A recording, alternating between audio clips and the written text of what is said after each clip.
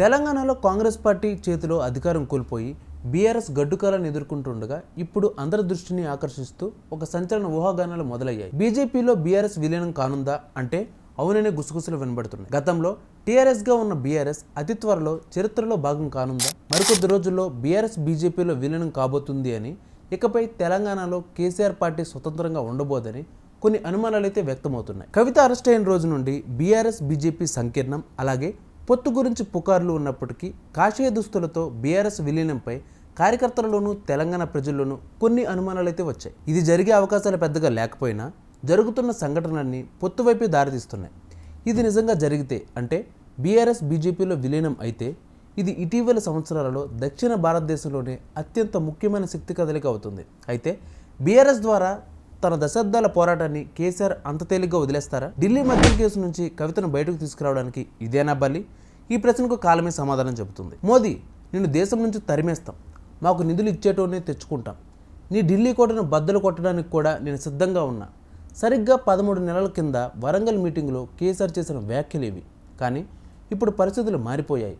ఈ 13 నెలల్లో రాష్ట్ర రాజకీయాలు తలకిందులయ్యాయి. ప్రత్యర్థి రేవంత్ సీఎం కుర్చీ ఎక్కి పవర్ కమిషన్, కాళేశ్వరం స్కామ్ అంటూ కేసీఆర్ చుట్టూ ఉచ్చు బిగిస్తున్నారు. రోజుకో నేత, వారానికో ఎమ్మెల్యేను చేర్చుకుంటూ రాజకీయంగా దెబ్బ మీద దెబ్బ కొడుతున్నారు కాంగ్రెస్ వాళ్ళు. మరోవైపు బిడ్డ అరెస్ట్తో ఆత్మరక్షణలో పడ్డ కేసీఆర్ సంచలన నిర్ణయం తీసుకోవడానికి సిద్ధమయ్యారు. ఇదే సమయంలో బీఆర్ఎస్ పార్టీని బీజేపీలో విలీనం చేయడానికి రెడీ అవుతున్నట్లు కాస్త సమాచారం అందింది. ప్రస్తుతం చుట్టుముడుతున్న అనేక సమస్యల నుంచి బయటపడాలంటే ఇదే సరైన మార్గమని కేసీఆర్ డిసైడ్ అయినట్టు తెలుస్తోంది. ఇందుకు సంబంధించిన చర్చలు ఇరు పార్టీల మధ్య సానుకూల వాతావరణంలో సాగుతున్నట్లు సమాచారం. బీఆర్ఎస్ ప్రభుత్వానికి సవాళ్లు ఎదురవుతున్నప్పటికీ బీజేపీ మాత్రం దక్షిణ భారత రాష్ట్రాలలో తన స్థానం బలపరిచేందుకు ప్రయత్నిస్తోంది. ముఖ్యంగా తెలంగాణలో బీఆర్ఎస్ యొక్క బలాన్ని క్షీణించడానికి బీజేపీ ట్రై చేస్తోంది. కవిత అరెస్ట్ స్టార్ట్ అయ్యి అనేక అంశాల్లో బీఆర్ఎస్ డిఫెన్స్లో పడింది. ఇది అందరికీ తెలిసిన వాస్తవం. అప్పటి నుండి క్యాడర్లో పూర్తి నిరాశ కనిపిస్తుంది.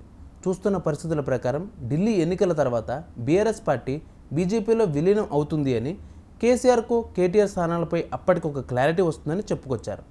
కొందరు ఈ విలీనంతో బీఆర్ఎస్కు ప్రజల మద్దతు తగ్గవచ్చని భావిస్తున్నారు. కానీ అదే సమయంలో ఇది ప్రభుత్వంలో మార్పులు మరియు కొత్త విధానాల ఆవిర్భావానికి దారితీస్తుందని అనుకుంటున్నారు. రాష్ట్రంలో ఈ రాజకీయ మార్పులు ప్రజలకు అనేక ఆశల్ని మరియు అనుమానాలను పంచుతున్నాయి.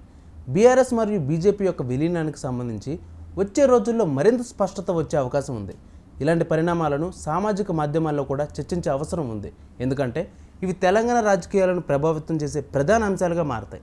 మరి ఏం జరుగుతుంది? గులాబీ వెళ్ళి కాషాయంలో కలుస్తుందా? ఇన్నేళ్ళు కష్టపడి స్థాపించిన సామ్రాజ్యాన్ని కేసీఆర్ వదులుకుంటాడా? చూద్దాం ఏం జరుగుతుందో.